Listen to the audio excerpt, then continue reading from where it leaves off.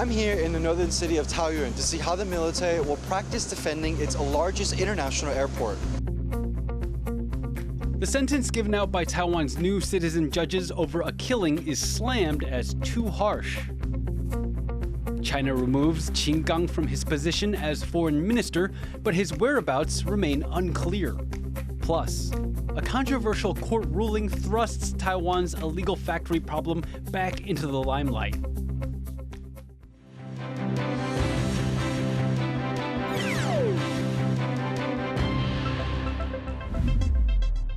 Hello and welcome to TaiwanPlus News. I'm Leslie Liao. Taiwan's military is practicing how it would respond to an attack on the country's largest airport as part of its annual Han Kuang military drills. Our reporter Han Kuang was there.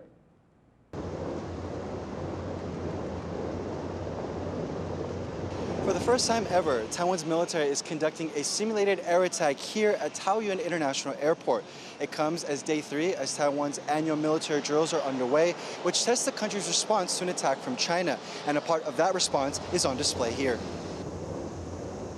Troops are learning how to prevent Chinese soldiers from quickly capturing Taiwan's largest international airport. While soldiers have carried out similar drills in the past, this is the first time it's being done on a potential battlefield. 这个演习通常都是在其他地方做，或者是用模拟的方式。那这次很难得的采取实兵的方式，这也让整个的验证这次演习的实兵演练更接近实战的状况。Because Taiwan is an island nation, airports and seaports are critical to connecting it with the outside world. In recent years, Beijing's threats towards Taiwan have increased, and so have its military operations in the region. But the two countries are separated by roughly 150 kilometers of ocean, which means an attack on Taiwan can only happen by sea or by air. In addition to helicopters, another possible scenario is Chinese aircraft parachuting in soldiers to capture the airport. If Taiwan doesn't contain and fend off this attack, China could land additional troops and push forward to the capital city Taipei, around 50 kilometers away. Exercises like these are so important for Taiwan because they can help the country adjust and correct its defense strategy. Most important thing is get them before they land. So if we know that heliborne and airborne troops will be the primary transportation means, then you need to have short-range missiles and guns to take them down before they can land. Taiwan has invested more in these types of anti-aircraft weapons, but these exercises are an opportunity for the military to see how its current defense plan holds up and if any changes are needed. These drills lasted about 40 minutes. They impacted dozens of flights and affected thousands of travelers. Now that might seem like it's a lot. It's a small price to pay considering what could happen if the military wasn't trained to defend this vital transport hub. Leon Lian and Han Kuang in Taoyuan City for TaiwanPlus. To find out more about the Han Kuang exercises and what they mean for Taiwan, our reporter Rick Glauert spoke to Liangzi Evans Chen of Taiwan's Institute for National Defense and Security Research. Why has Taiwan's military been focusing on protecting and preserving infrastructure in this year's Han Kuang exercise?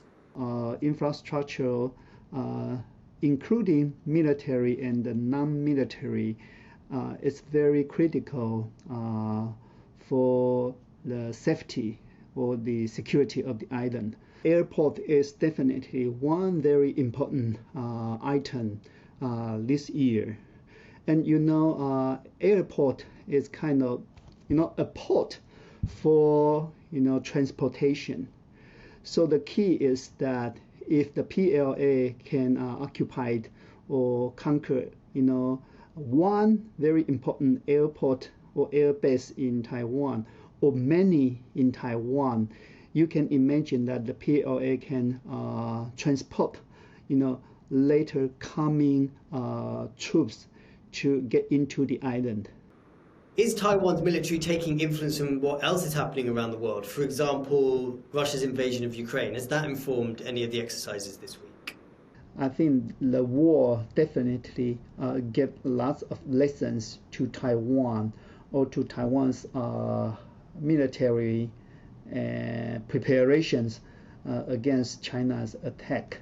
So as I know, perhaps over the past 3 days, we didn't see too much UAV in practice. But the Taiwanese military definitely concentrates a lot the importance of the UAV unmanned vehicle in the battlefield.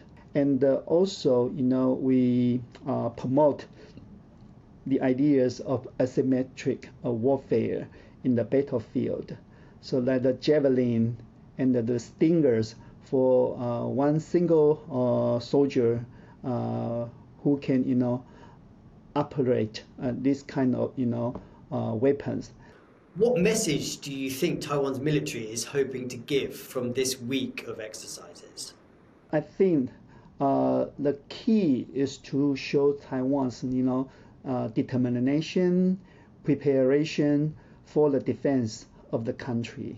And the other is that it's a good opportunity to test, to improve, to find any kind of, tactical weakness or fault, in the battlefield, and to test, how it works in the battlefield for the military. That was reporter Rick Lauer speaking to Liangzi Evans Chen of Taiwan's Institute for National Defense and Security Research in Taipei. Legislators from the ruling Democratic Progressive Party have become the latest politicians to criticize the defense ministry over its bulletproof vests.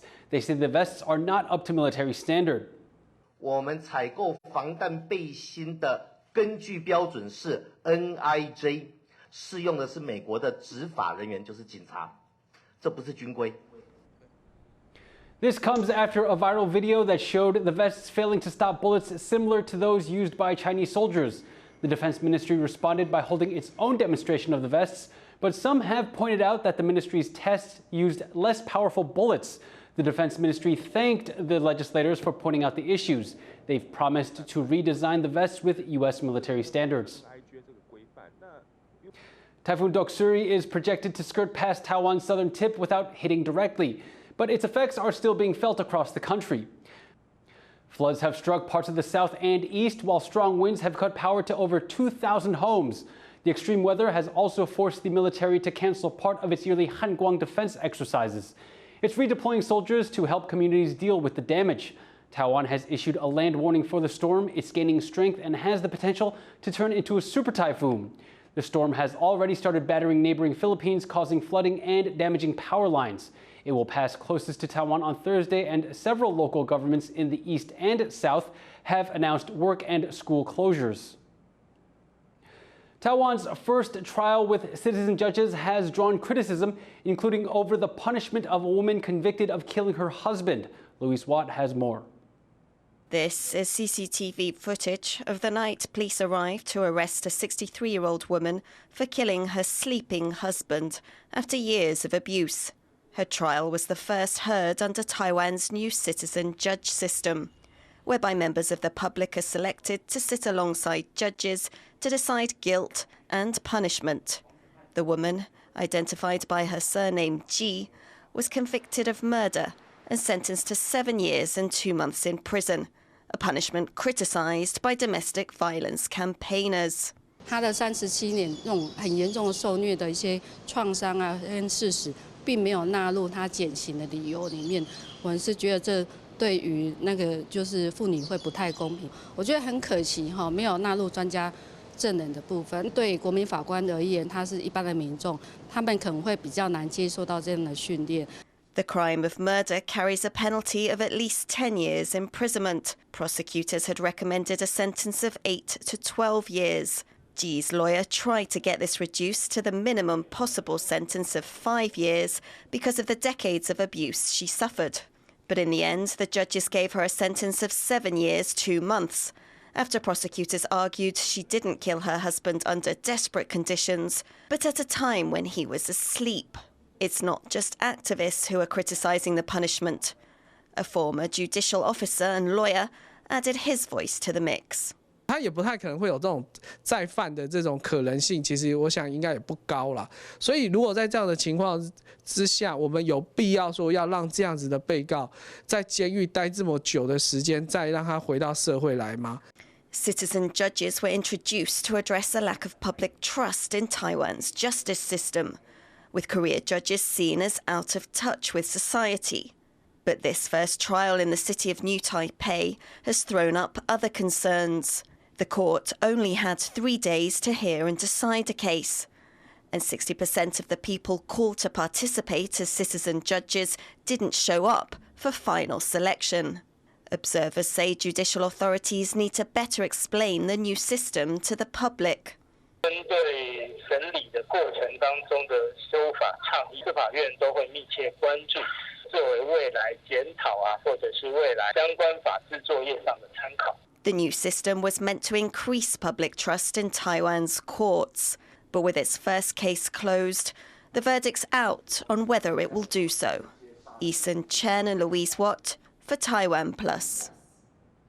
The owner of an illegal factory that was destroyed in a deadly fire has had his prison sentence reduced. 2 firefighters died in 2019 while battling the blaze at the unlicensed factory in Taichung. A short-circuited wire is believed to have caused the fire. The owner was originally given 2.5 years in prison, but a high court has changed that sentence to 2 years with 5 years probation and a $16,000 fine. A 2020 government report said there were over 100,000 illegal factories operating in Taiwan. Environmental groups are concerned about conditions at these facilities. Sally Jensen spoke to Leanne Lai from environmental group Citizen of the Earth Taiwan about illegal factories in the country for more. So how many illegal factories are there in Taiwan?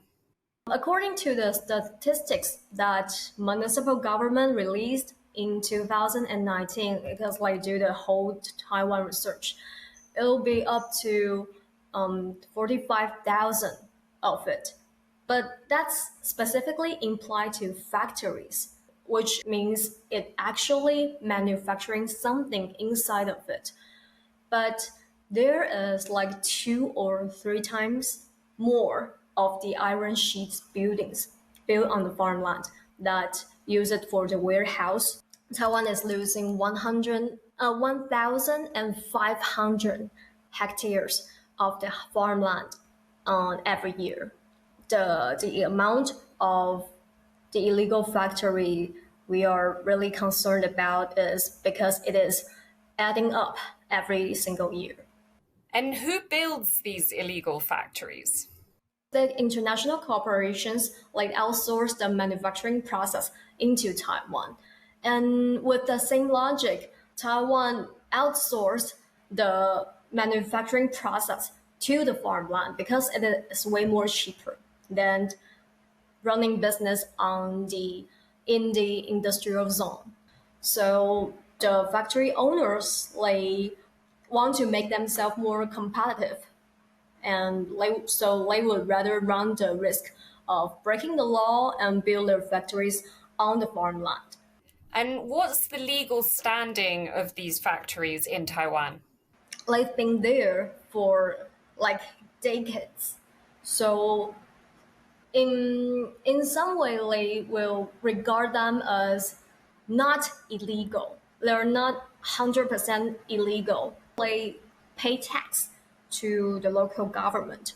So they're kind of bound a relationship with the government because they pay tax and they generate many work opportunities to the local area.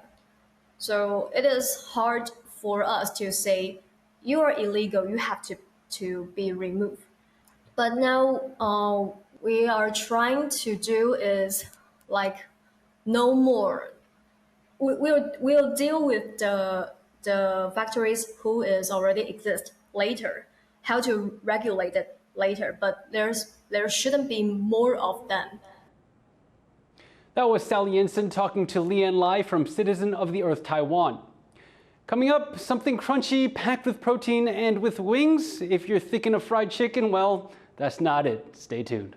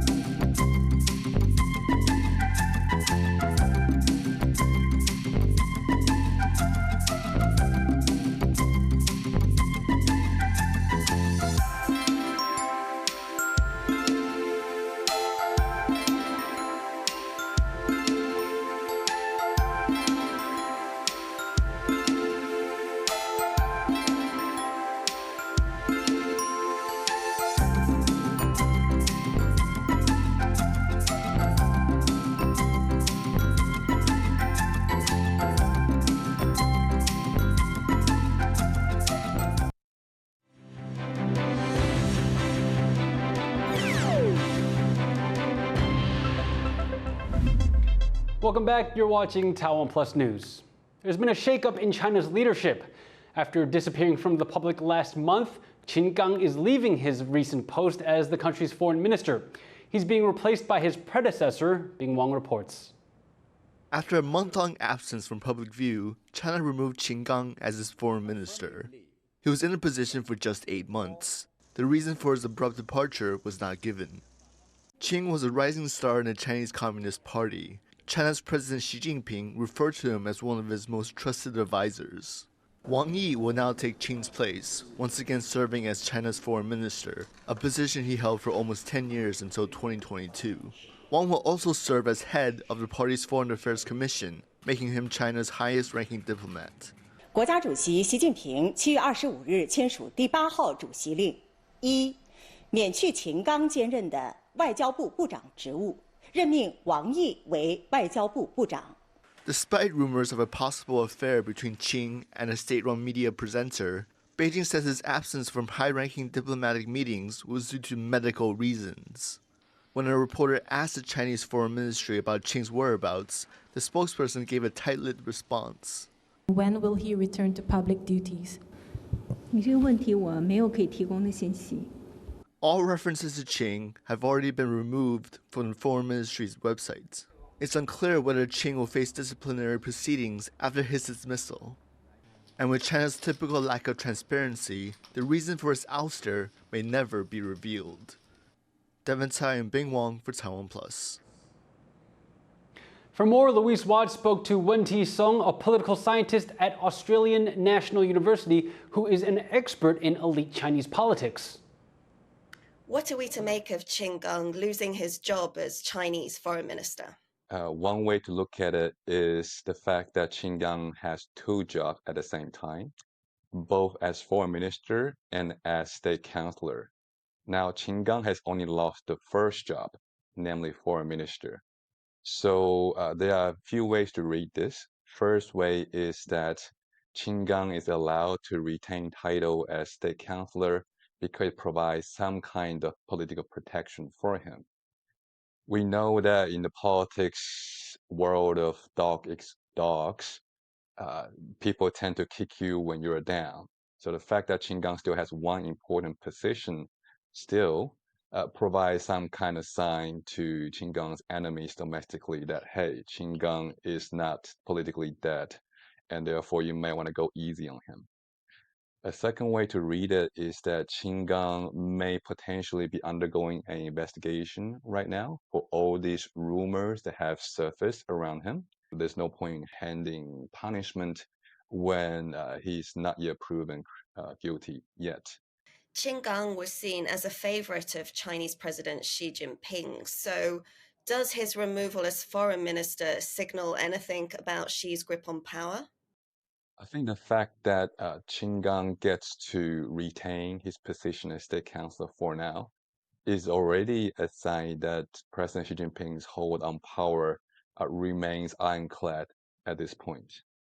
State counselor is essentially junior deputy premier in the Chinese system, which means that state counselor outrank foreign ministers. If the rumor is true that Qin Gang is a favorite of President Xi, then the fact that amidst all this pressure, all these controversies around Qin Gang, he is still able to retain a state counselor appointment at this moment. That's a sign that he's still in the good graces of President Xi. Qin Gang hasn't been seen in public for about a month, and there's been a lot of rumors swirling around about him. What do you think's happened to him?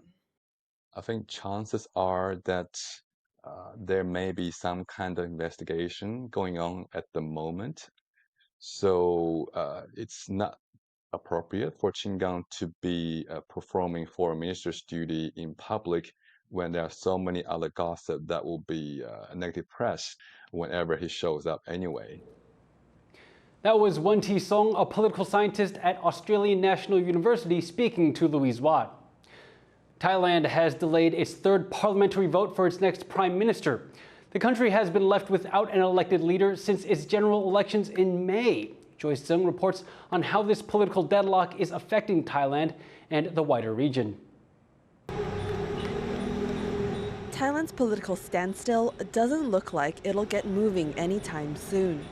About 2 months after their general elections, Southeast Asia's second largest economy has still not settled on who will be prime minister, with caretaker PM and ex-general Prayut Chan-o-cha remaining in place until a new one is appointed. Over 2 months later, the political drama has unfolded into a clash between elected and appointed voices. This drama has included a court-ordered suspension of front-running candidate Pitalim Jaranrat, who was blocked twice by Thailand's parliament from becoming prime minister. This sparked intermittent pro-democracy protests across the capital, Bangkok.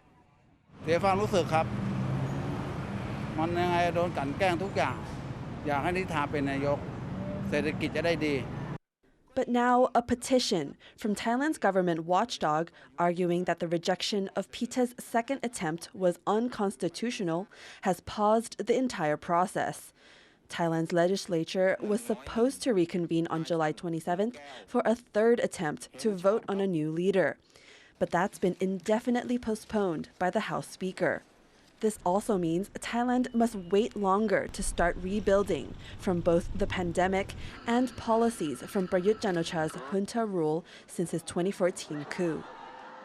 This government under General Prayut has been damaging to Thai economy, Thai politics, Thailand's international standing.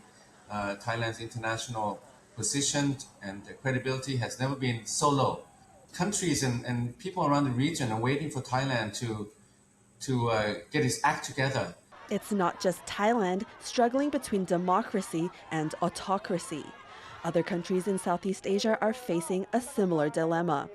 Myanmar remains under the violent rule of the junta, which seized power in a coup in 2021. And Cambodia's recent election, won by incumbent leader Hun Sen, has been widely criticized after the main opposition parties were blocked from running. Analysts say this is why it's critical for Thailand to set a democratic tone for the wider region. In Asia, we have South Korea, Japan, Taiwan on the democracy side. And of course, we have China on the other side of autocracy, and other countries in between. So Thailand is really a pivotal country. With PITA blocked, the baton has been passed to coalition partner and second largest party, Pheu Thai, to go for the top seat. As Pheu Thai works to secure support from both elected MPs and junta-appointed senators, people in Thailand and abroad will be watching to see how democratic the process ends up being. Alex Chen and Joyce Zhen for TaiwanPlus. Let's close out with a crunch. A cafe in Tokyo is taking the phrase farm to table to a whole new level, serving up dishes where the main ingredient is insects. Harel Hughes tells us more. This surprise garnish on a dessert is actually larva. A little crunchy, but packed with protein. And after a moment of hesitation, grubs on your dessert, crickets sprinkled over risotto, and water bugs infused into cider. These are all dishes you can order at this cozy cafe in Tokyo. And the customers are undeterred.